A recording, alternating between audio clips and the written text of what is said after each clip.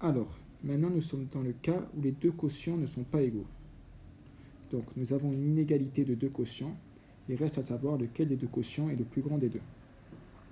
Si deux quotients ont le même dénominateur positif, le plus grand des deux quotients est celui qui a le plus grand numérateur.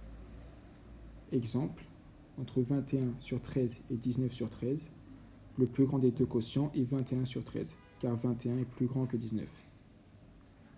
Maintenant, entre moins 19 sur 7 et 18 sur 7, le plus grand des deux quotients est 18 sur 7, car 18 est plus grand que moins 19.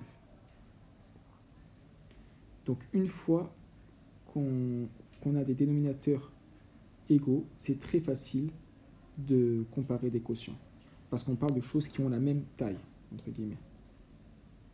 Donc, maintenant, lorsque les dénominateurs sont différents, c'est un peu plus compliqué.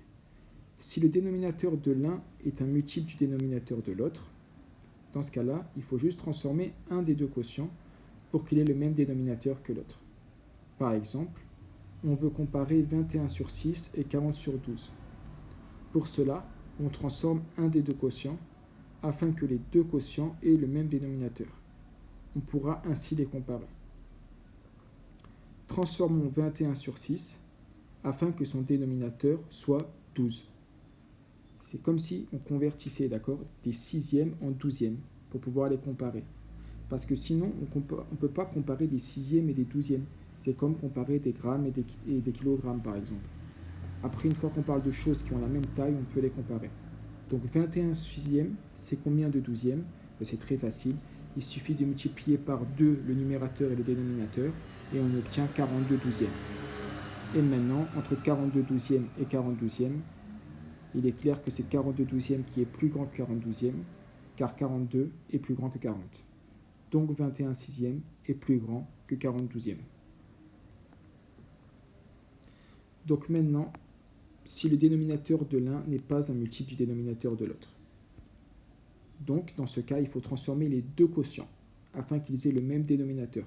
Donc, toujours l'objectif, c'est de revenir au même dénominateur. Comme toujours, l'objectif, avant de pouvoir comparer des grandeurs, c'est de les mettre dans la même unité de mesure.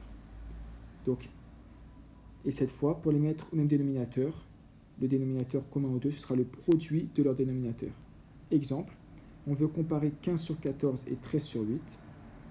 Pour cela, on transforme les deux quotients afin que les deux quotients aient le même dénominateur.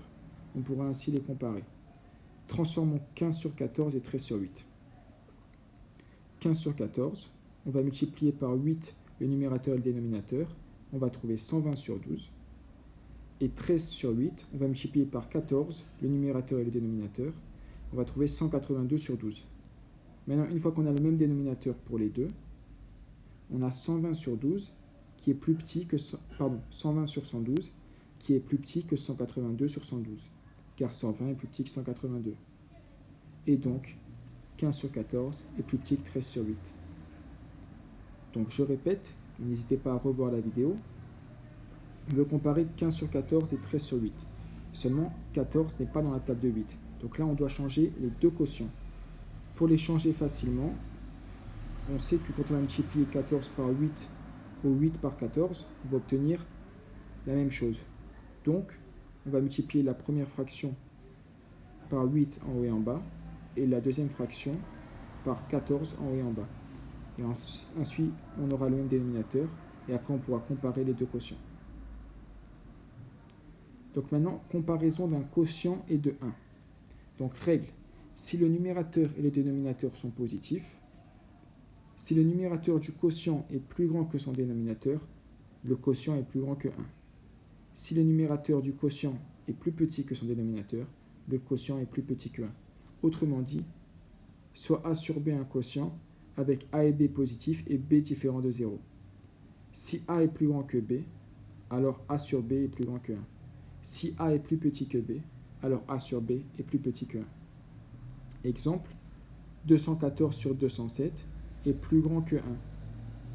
D'accord? Si on a 214 € à partager entre 207 personnes, on leur donnera à chacune un peu plus d'1 euro. Presque rien, mais un peu plus qu'1 euro. Car 214 est plus grand que 207. En revanche, 789 sur 790 est plus petit que 1.